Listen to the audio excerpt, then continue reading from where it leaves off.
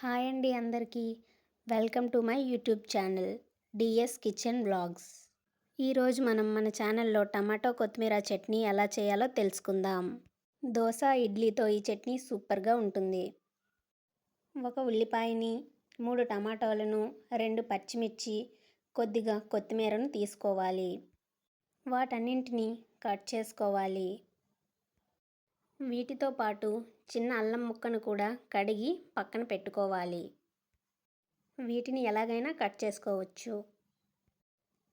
ఇప్పుడు స్టవ్ వెలిగించుకొని దాని మీద కడాయి పెట్టుకోవాలి. కడాయిలో 1½ స్పూన్ ఆయిల్ వేసుకోవాలి. ఆయిల్ వేశాక 1 టేబుల్ స్పూన్ శనగపప్పు వేసుకోవాలి.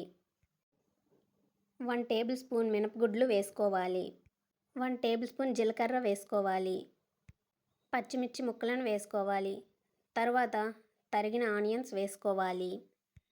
ఆనియన్స్ని లైట్గా ఫ్రై అవ్వనివ్వాలి.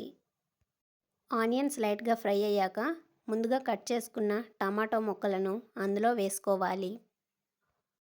టమాటోలను వేశాక ఒకసారి బాగా కలుపుకోవాలి. చిన్న అల్లం ముక్కను వేసుకోవాలి. ఇప్పుడు రుచికి సరిపడా సాల్ట్ వేసుకోవాలి. సాల్ట్ వేయడం వల్ల టమాటాలు బాగా మగ్గుతాయి. కట్ చేసి పెట్టుకున్న కొత్తిమీరను కూడా వేసుకోవాలి. కొత్తిమీరను వేశాక ఒకసారి బాగా కలుపుకోవాలి. ఇప్పుడు చిటికెడు పసుపు వేసుకోవాలి. ఈ టమాటో కొత్తిమీరను కాసేపు లో ఫ్లేమ్లో పెట్టి మగ్గనివ్వాలి. టమాటో కొత్తిమీర మగ్గిన తర్వాత అందులో చింతపండు చిన్న ముక్క వేసుకోవాలి. చింతపండు చిన్న ముక్కే వేసుకోవాలండి, మరీ ఎక్కువ వేసుకోవద్దు. ఇప్పుడు స్టవ్ ఆఫ్ చేసేయాలి. మిక్సీ జార్ తీసుకొని ఈ మిశ్రమాన్ని అందులో వేసుకోవాలి. కొద్దిగా వాటర్ యాడ్ చేయాలి.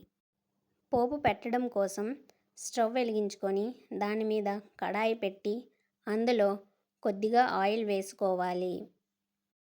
ఆయిల్ వేడయ్యాక 1 టేబుల్ స్పూన్ ఆవాలు వేసుకోవాలి.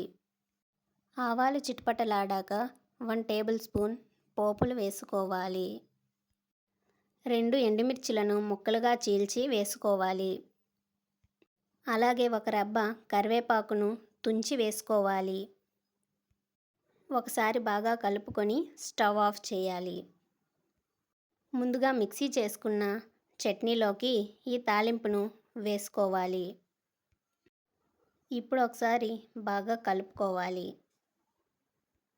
అంతేనండి, టమాటో కొత్తిమీర పచ్చడి రెడీ అయిపోయినట్టే. మీరు కూడా ట్రై చేసి ఎలా వచ్చిందో నాకు కామెంట్స్లో చెప్పండి.